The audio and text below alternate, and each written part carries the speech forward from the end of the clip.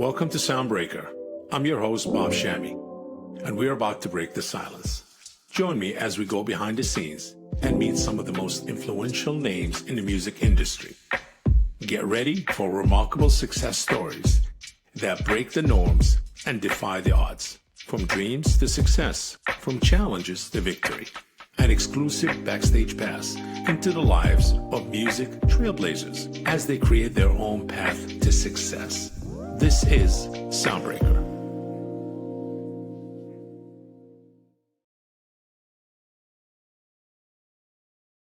Welcome to Soundbreaker.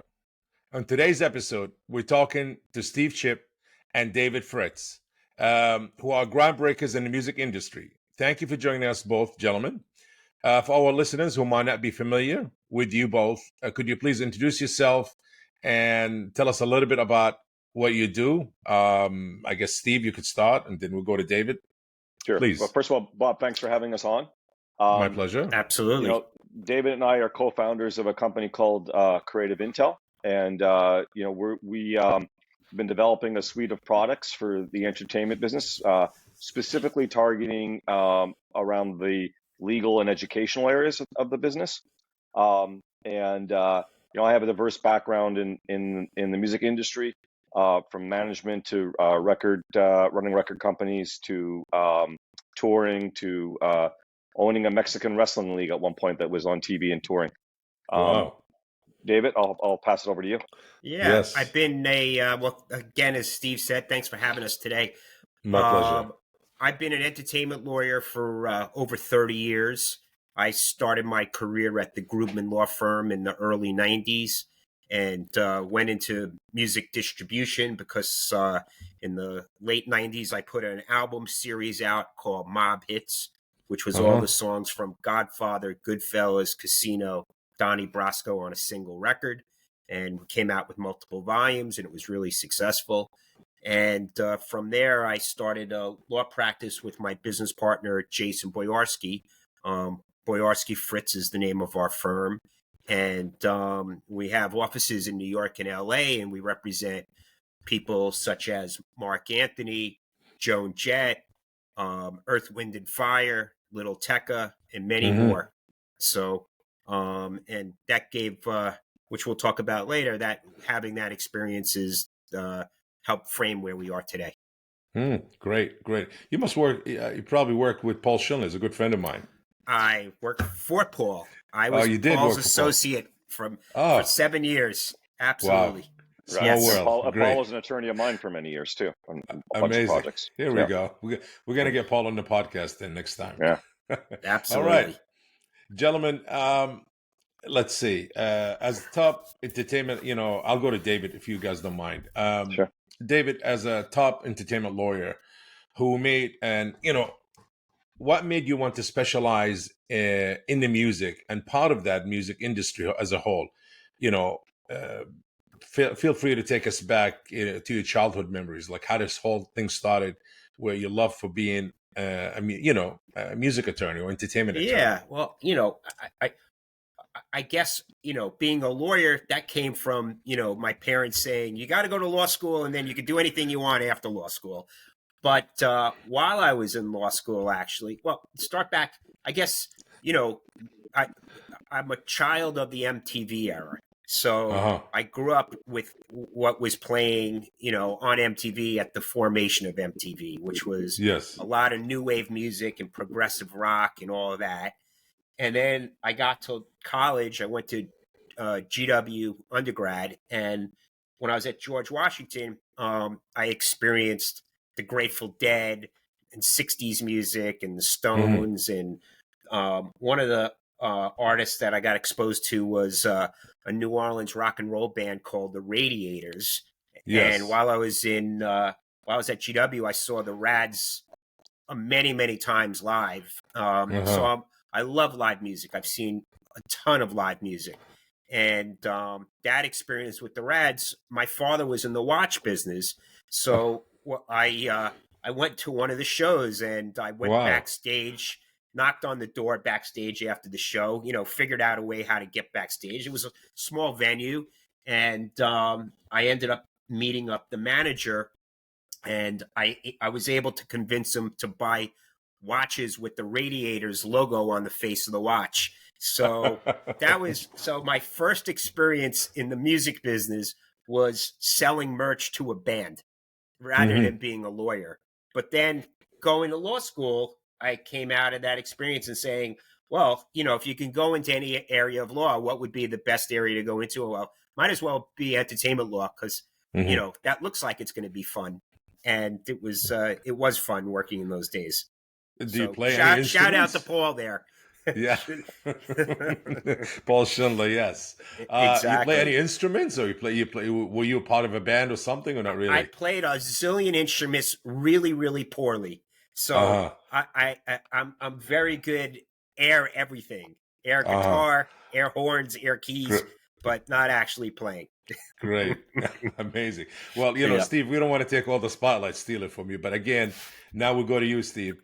A similar question, please. And, what got you, how you got started in music. And I know you have worked, with some of the big names like Joan Jett, King's Biscuit, Entertainment Group. And can you tell us about all of that? Sure. Well, I grew up in Montreal. Yes. So, the music industry was a little different out there, smaller industry, and more localized. And when I was in high school, I started to DJ and also play drums in local bands. And I built up a pretty large DJ business where I had a truck full of gear and was doing, high school gymnasiums. I was really interested in the technology and the equipment side of it, and I ended up having a lot of lighting equipment that I owned, and started renting that to local bands. And those local bands had a lot of business questions, and I seemed to be able to handle them better than they could. So all of a sudden, I was managing bands, and was in the management business, and I was doing the rounds. I was in college, and I was skipping school and going to New York to shop bands and sign record deals. And Wow. one of the meetings I had was with Lieber Krebs, who at the time were one of the largest management firms in the country. And I went in to pitch them my acts, but I came out with them offering to have me join them as a manager and bring the acts in with me. So I moved to New York, and got a real mentorship education from the senior partners at that firm, and spent a decade touring and working with artists, and was on Joan's management team, and a lot of other great artists, and that's where David and I met. Actually, when I started there, I was like the young guy in the office, and David was the young guy at the law firm that the office was using. Well, that was my next question. But you started early on, I see, your journey in the music business, Steve. Yes. Yeah. It's always what I want. Always what I wanted to do was being entertainment and on the business side. Yeah. Well, that will take me to my next question, which is you started answering. You said, how did you guys both meet? And how did you guys decide, to form Creative Intell? And what common goals brought you together, to create the academy? I'm sure, the love of music and all of that, but whoever wants to shine on it, please.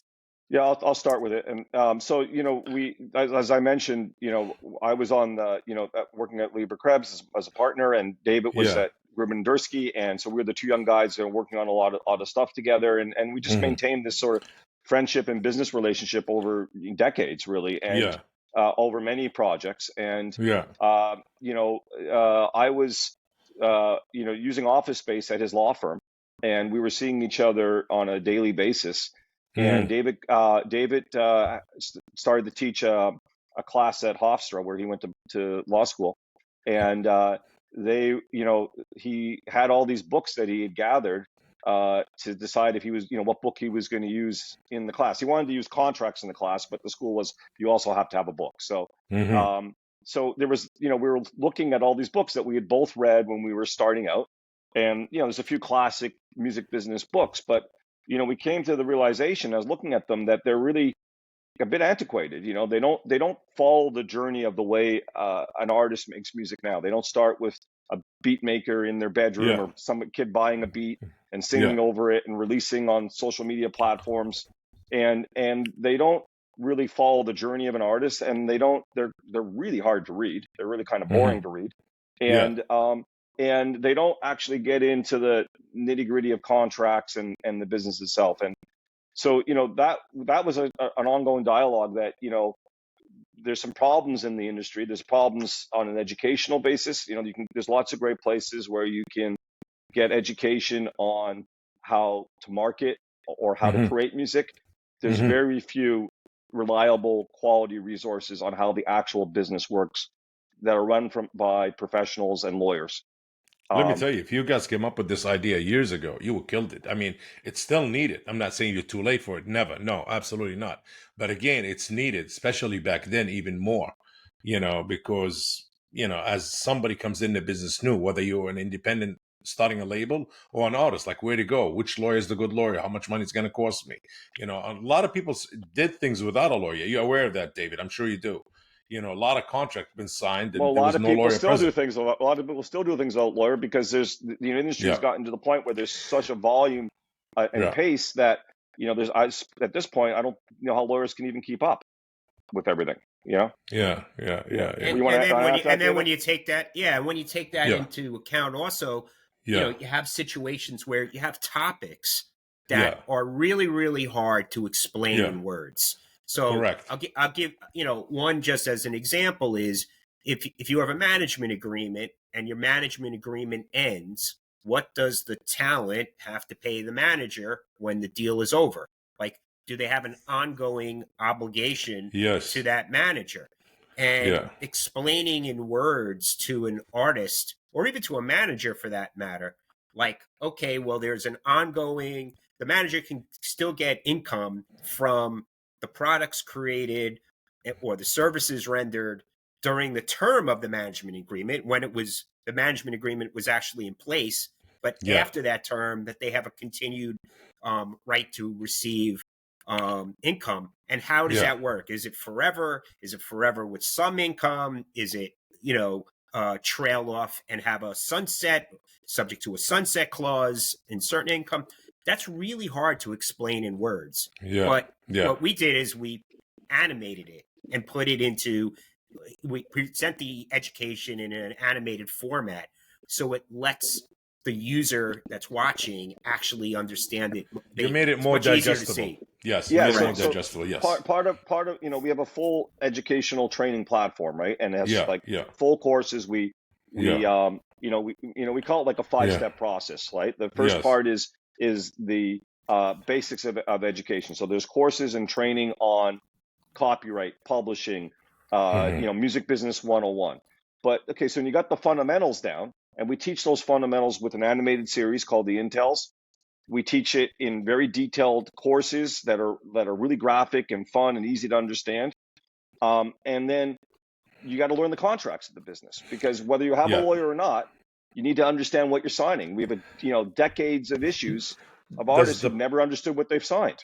Correct. Does the platform also generate agreements or no? The Academy does not generate agreements. Coming next year is a platform that we've been developing. The deal making. That's the deal making platform. That's in private beta right now. So you're going to also have agreements. Yes. We felt that it was important. We felt that it was important to start with the education part because very important. Yes. You've got to learn how to drive the car before you buy the Ferrari. The Ferrari's coming next year.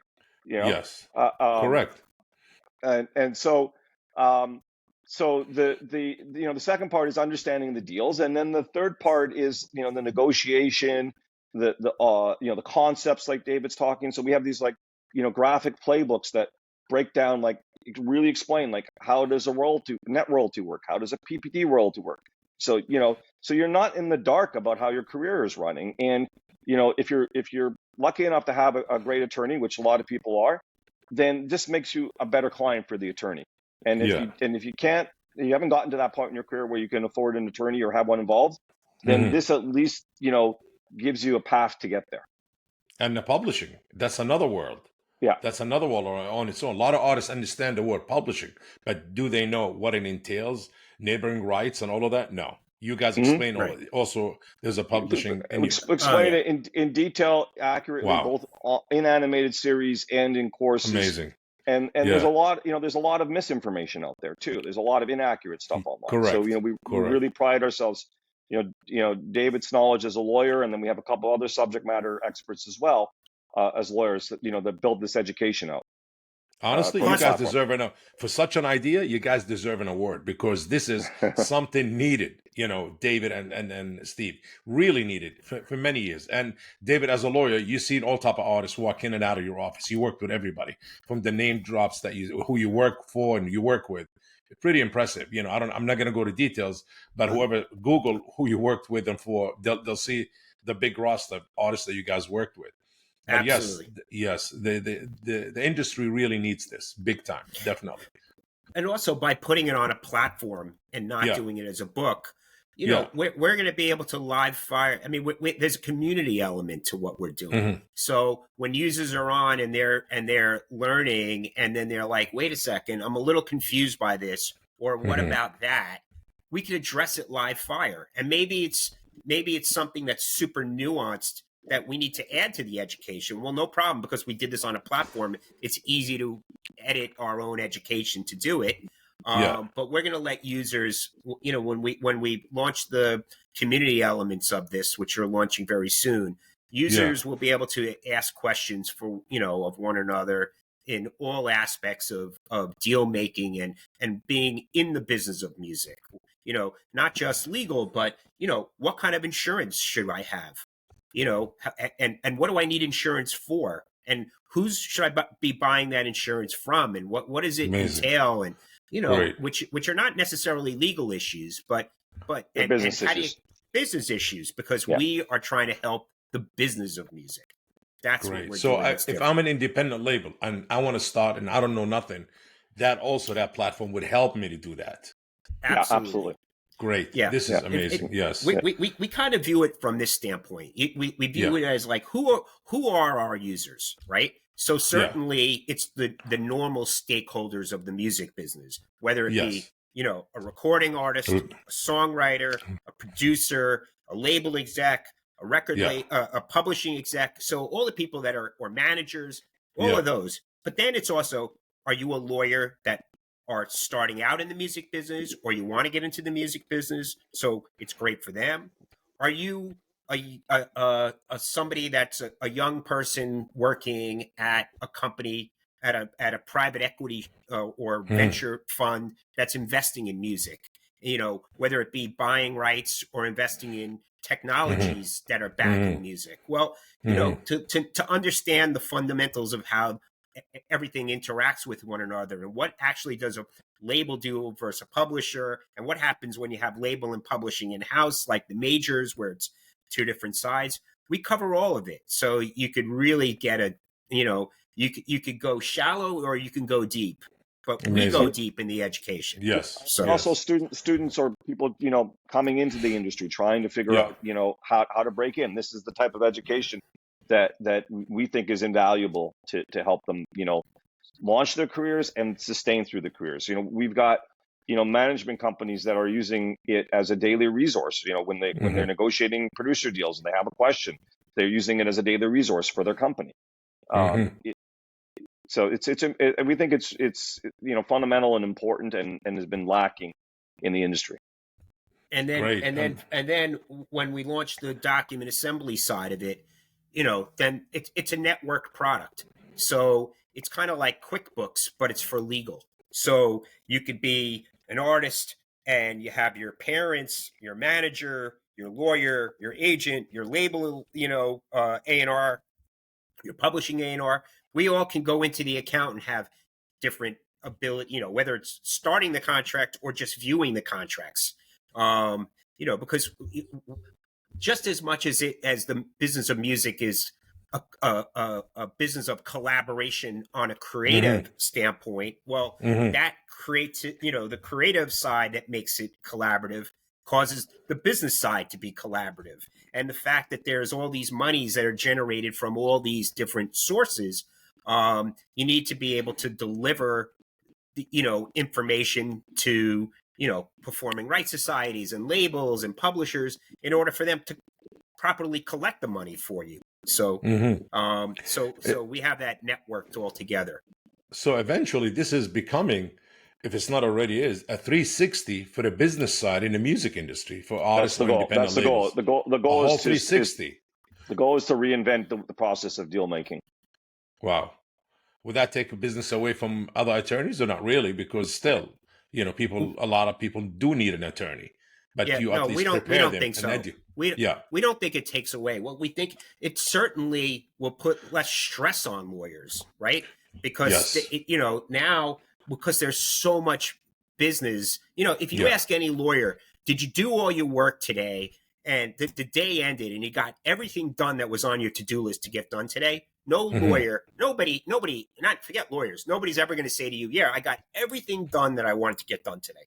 Well, if we could just improve the efficiencies just a little bit, although we're not hmm trying to do it a little bit, we're trying to do it a lot. But if we do it just a hmm little bit, that would be meaningful to everybody who's working in the business. Yeah, yes, I mean, educating. when we hit it right, it's gonna be, it's gonna improve communication. It's Yeah, gonna improve the process, and it's gonna free up time to work on high level stuff, not on the minute stuff that slows down the process and bottlenecks everything.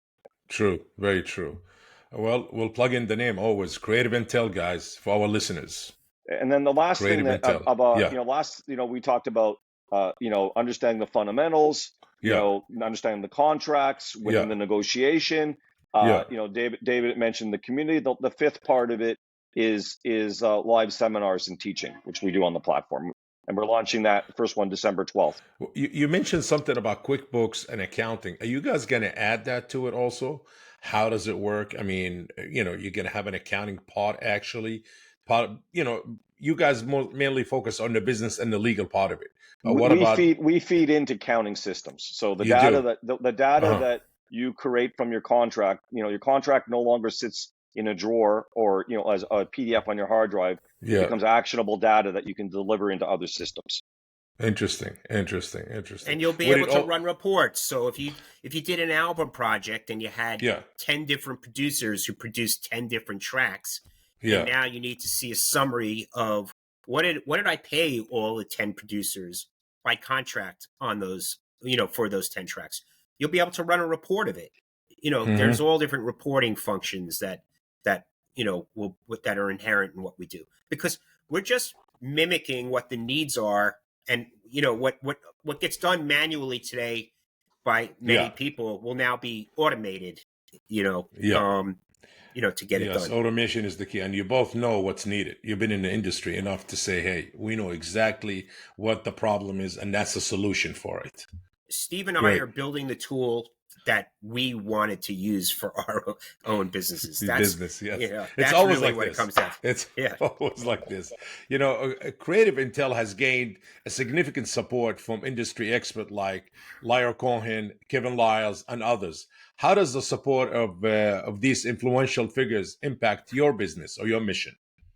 Well, we knew that what we're doing is revolutionary, and Yeah. that we're certainly aware of the fact that there's all these different stakeholders, right? You Mhm. got lawyers, Correct. you got managers, you got label and publishers, and then all the creatives that actually create music. And hmm we said, well, what do we do when we formed the company? Steve and I spent a lot of time on planning before anything, and we said, listen, if we focus our capital raising efforts and hmm and just show what we're doing to those that are already in the music business, so that they Yeah. can see how is that going to apply to their business. hmm Well, we got great support very early on as a result of hmm that, which has continued. So having all the great investors that have come on board with us, obviously it gave us the capital to do this, but hmm it also gives us the platform to use their resources and and their adoption of our tools and products, to use in their workflows. Interesting. What impact do you both hope it will have on emerging artists and creators? Please, either or. I think that we're that if you're starting out and you don't know how the business works yet, or you're still learning the business, then hopefully that, it has the impact of helping you be able to, not make mistakes that are going to cost you later on. Not it allows you to understand the deals that you're going to sign. Gives you the guidance, the support to actually, make money, to figure out where all the revenue streams are and how to approach them on a professional way.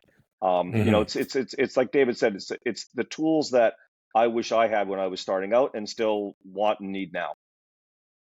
Interesting. Yeah, and if you view it from a standpoint of, listen, it's hard enough to make great art, to make great music.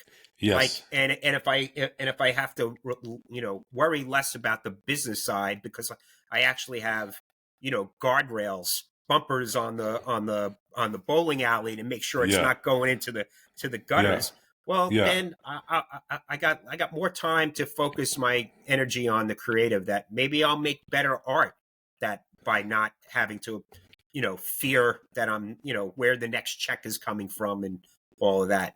So, I mean, let me tell you something. When I started many years ago in '95, my record label, one of the things that actually saved me and kept me in check and kept everything I'd done is contract. Yep. In the beginning, I don't know how, but I said I need a contract for everything I had a contract for. Yep. So this way, when somebody came in yelling and screaming and saying this and that, we have an agreement. Right. We have an agreement. How many great artists that didn't get heard because they had to deal with the life issues of not collecting their music soon enough? Yes. And had they have just collected it a little earlier, they would have stuck with it. But instead, they exited the business of creating music because they couldn't stay in and bear it. Absolutely. And just curious, not to, is this platform, Creative Intell, is it gonna be worldwide, different languages, or mainly U.S. only, like North America or Canada, Currently it's available worldwide, but we are focused right now on U.S. copyright, U.S. law because of the laws. In English. We'll scale to Canada next. And then we'll start scaling the different laws around the world. And are you going to first go English-speaking territories like the UK, New Zealand, Australia, and then you'll go for different languages? But that being said, U.S. practices and law are kind of the standard for a lot of things globally, anyhow. So it's even if you're living in a foreign territory, it's still a valuable education to have. Yeah. Yes. Would I say the next language will be Spanish, Latin, because of the music, how heavy the Latin music has in the music industry? Bad Bunny's management team is one of our investors, and we've promised to do a Spanish version of the platform.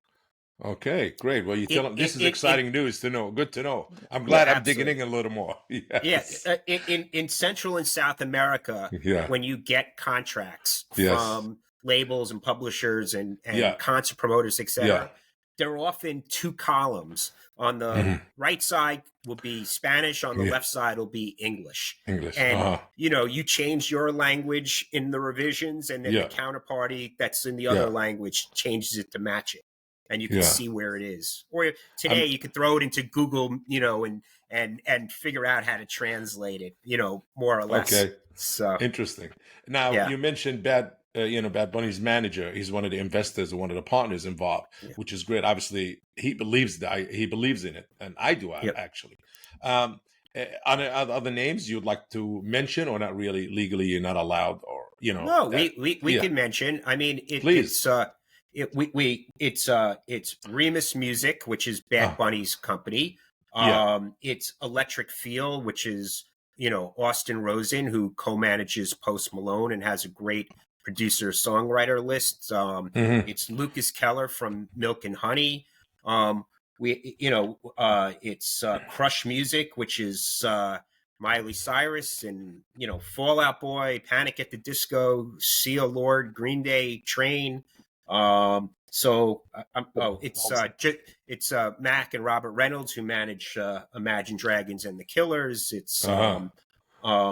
it's Giuseppe Zappala, who manages Little Tecca. Wow. And we have 9 entertainment lawyers that are on the 2023 top Billboard lawyers that are investors of ours. So, label execs, publishing execs, Wow, you guys did it distribution right. executives. Amazing, amazing. Wow. You guys had an incredible journey so far. As you both know, the industry known for its challenges. It always looks easier than it actually is. No, it's not. Trust me. We're bumped and bruised all day long. Trust me. I mean, this is a perfect question to both of you, actually. I do ask it to a lot of guests, but you guys been in the grind in this business for many years, and you would probably answer it better than anybody else. Not to take credit from anybody else we interviewed, but just as the lengthy time you guys been in the business and what you've been through and what you've seen. The music industry known for its challenges and setbacks. Can either one comment on this? That you came across something really challenges, and how did you overcome it? Or each one, experience. I mean, for me, it goes right back to the heart of this, right? We've been, I as a business owner and as a representing clients as a manager, there's been a lot of times where I've been, I had to do deals where you just couldn't afford a lawyer on the deal, and I've had to have the challenge of trying to figure out the negotiation by myself, and and it's part of what I realized is that a lot of the education I've gotten has been from lawyers.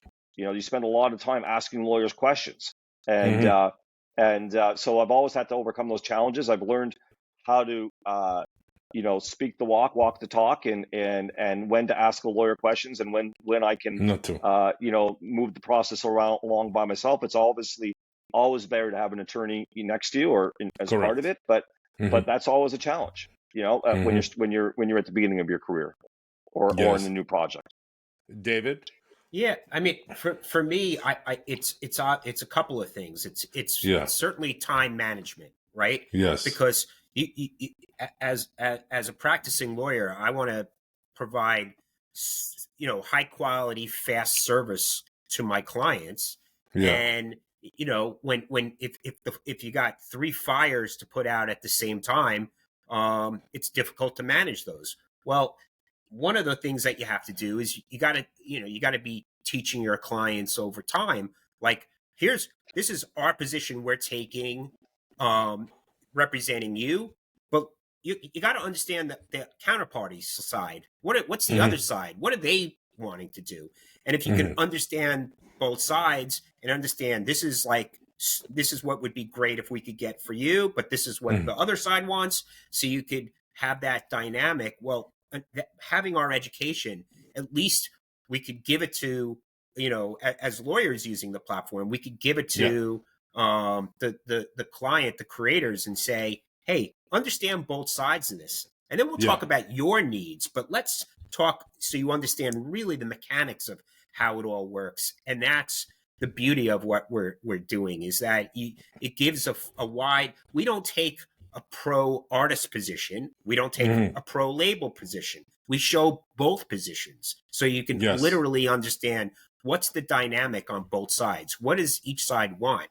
And obviously we'll have community conversations about, what's fair, what's reasonable, what's ethical. Like, let's bring those conversations out so that ethical. That's a big word.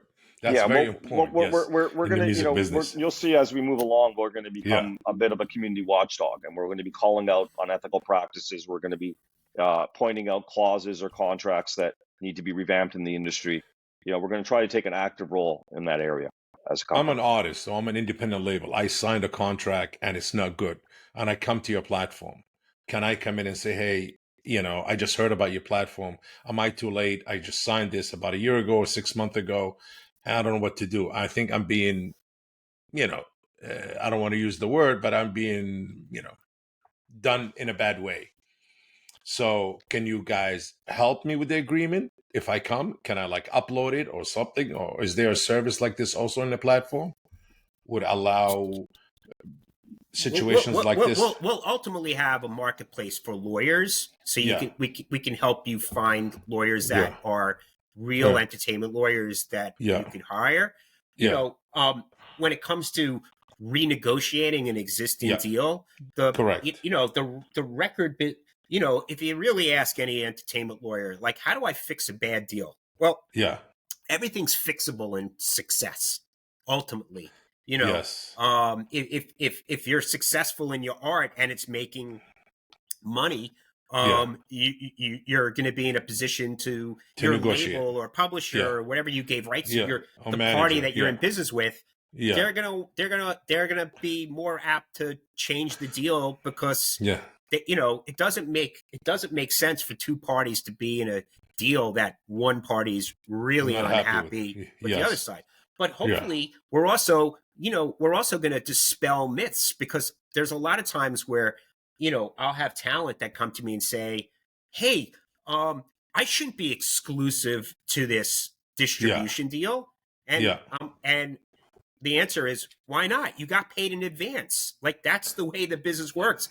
Exclusivity is a critical element. So you're not understanding the dynamic of the business. So now, that doesn't mean that it necessarily is that you're exclusive for the rest of your life. But, you know, so you'll learn what's real and what's common and customary in the business and what's not common and customary in the business. So that's the critical piece of this. What is the, you know, some of the common misconceptions people have in the music industry or about the music industry? You know, I think because the music business has been not transparent in all different ways.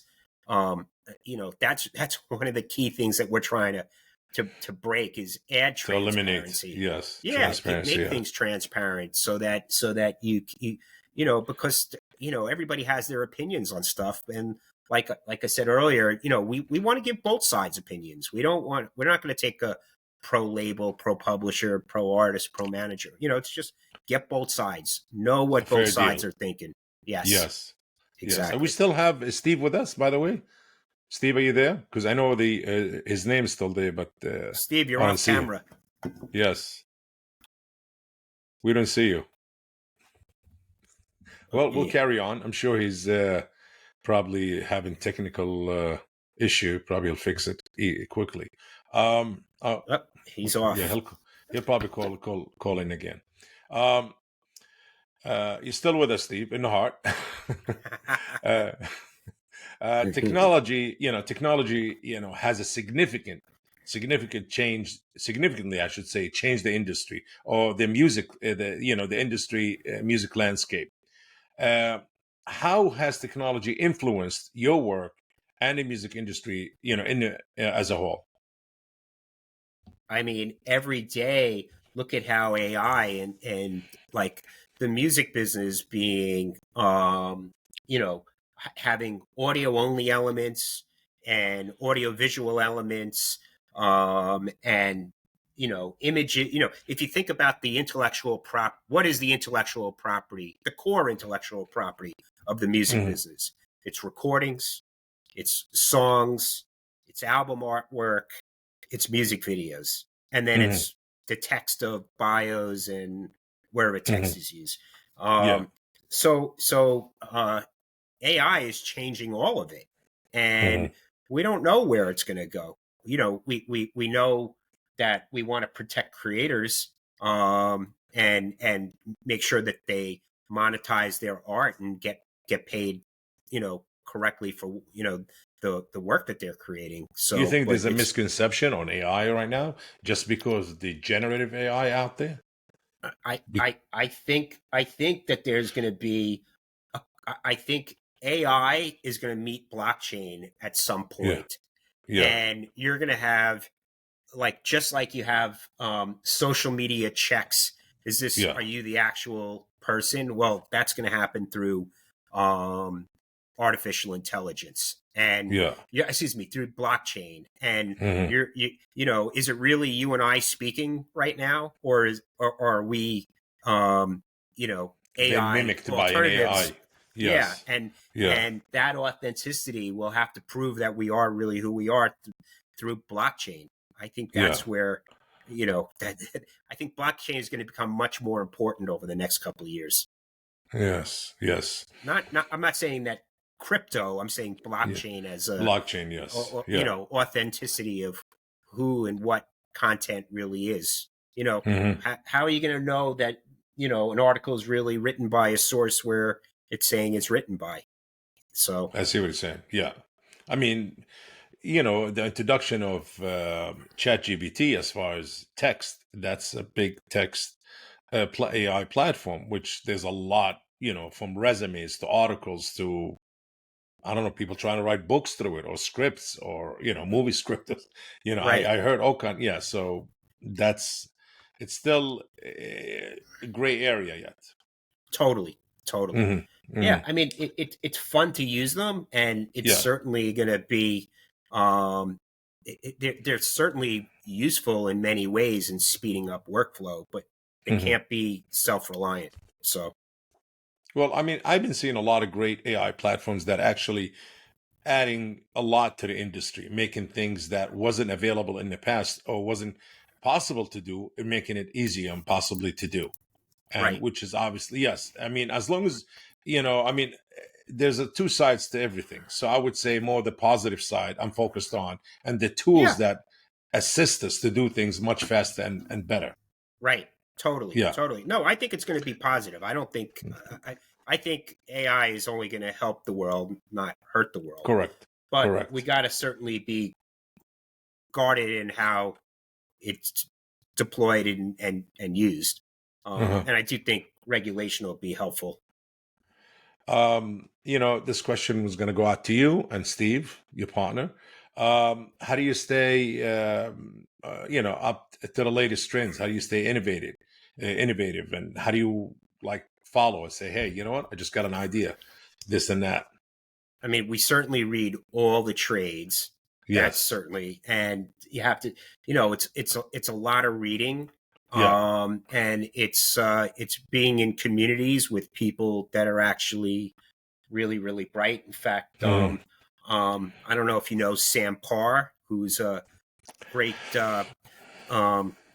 really great mind. Sam is Sam founded a email called The Hustle, which he sold, and then he started he's got a YouTube and podcast called My First Million, and he started a community called Hampton, which is it's a Slack community that has in real life meetings, and you can only get access if you've sold a company, do over $1 million a year in gross revenue, or raise $3 million of capital. And I recently joined it, and it's a community where you're with other founders and business owners that you can ask them all different questions about what are their best practices and what software do they use for their marketing, and what are they doing on social media, and what are they reading. And it's really, I'm only, funny enough, I'm only a member of it for a little over a week, and I found it to be a tremendous group to be part of. Okay, great. I think Steve was trying to join us. I don't know if he did or not. Let me call him if you don't. I think he was trying to log in and join us, and I don't know. I hope he tries again. Calling him on his phone right now. Tell him to try again. Yeah, you trying it? Try again. Our producer will bring him in. Okay. Here we go. Yes. To our listeners, hey, it's very common to have technical, issues and difficulties, but hey, we manage. We, just pick up the pieces and carry on. Coming from you, David, and we'll ask Steve on it, once he joins. A lot of our listeners are going to be going to watch this and this episode, and they're going to get inspired. by the conversations that we're having and your journey and Steve's journey. What's your advice for people who wants to starting in the music business, want to get involved, want to do things? Obviously, yes, we're going to tell them to use your platform for sure. Please. I mean, I would suggest that if you're really going to try to make it in the music business, that you have to subscribe to Billboard magazine. Yeah. You should be reading Billboard daily. You should be reading Music Business Worldwide daily. You should be subscribing to Digital Music News, and then obviously regional papers if you're in other areas, genre specifics. But you not only do you need to know deals, but you need to know players. Who's signed to what labels, who's working with who. You should really know every label president name, every what labels are owned by what label groups, who are the big publishers, who are the big managers, because and attend as many events Summits, as possible in the music. Yes. Yeah, like go to it all. And it certainly gets expensive. But if you whatever needed. You could afford at that time, start with learning if you can't travel because of money, well then learn everything you can from just reading online and subscribing. But ultimately it having great relationships in the music business is where the opportunities come from. Correct. When everybody knows if you know who to call to fix problems, or who to call to help expand on a project, that's a critical, those relationships are critical. And, if you're young, there's plenty of places where young people can, meet each other, but go to live gigs, it's just get yourself out there and use social media to promote your own, who you are. So absolutely. Good insights, really good insights, David. Hey, Stephen. Welcome back. Thank you. All of a sudden it froze and then my whole computer crashed and restarted. So it happens, it happens.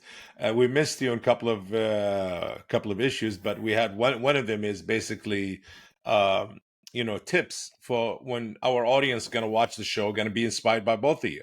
And any tips that for people try to make it in the business. I know David gave us his tips on it, which very, very important and extremely insightful. Yes, if you want to contribute to our listeners. Yeah, I mean, I think that it goes back to the fundamentals. Understanding copyright, understanding how the business works. How to network. I think it's important to know when you need certain things, like when to form a company, when not to form a company. Where you are in your career, and and the steps to get to the next level. All those things. Mentorship is important. Finding, surrounding yourself with people that have done it already, is key. Okay, I mean these are very important. Yes, absolutely. Steve, how do you stay updated to the latest trends and innovations in the industry? And we both read a lot. We both read a ton. You mentioned that. Yeah. So so the typical trades, right? But we're in a world of we're in a world of a lot of disinformation. So it's knowing where to go get reliable sources. And I think there's a lot of good communities out there on Discord, on Facebook. There's a lot of great newsletters out there too. I'm tracking a lot of technology and AI, and there's a lot of good daily, and weekly newsletters that have good sources of information. And then just, good dinner table conversation. People turning you on to things. Yes, this is amazing. Before we wrap up this wonderful, great interview that I actually learned a lot from it, and I'm sure our listeners will find it extremely, extremely helpful. Anything you guys want to mention, you want to promote, that upcoming things beside the deal making product of your platform? Anything else that you want to plug in? Love everybody to go to creativeintell.com and check out what we're doing. There's a free tier where you can access some of our education and get started. On December 12th, we're doing our first live seminar that's open to everybody that registers. Yes. And that's it's called Protect Your Assets, and that's on the proper way to release a single, not the marketing of the single, but the business of the single or a song. How to make sure you're securing it properly, getting all your revenue streams, and that you're not going to be in a position where you get takedown notices or not monetize it properly. Great. This is great. CreativeIntell.com to our listeners and everybody else. Definitely a much needed platform like this in the past, but hey, never too late. They both created it and done a great job at it. Unfortunately, great things has to come to an end. Thank you both for joining us today. And this concludes today's episode of Soundbreaker. Please make sure to follow us on social and stay tuned for new episode. Thank you both. I appreciate it. This podcast is presented by Music Dash, world's first AI-powered independent distribution CMS.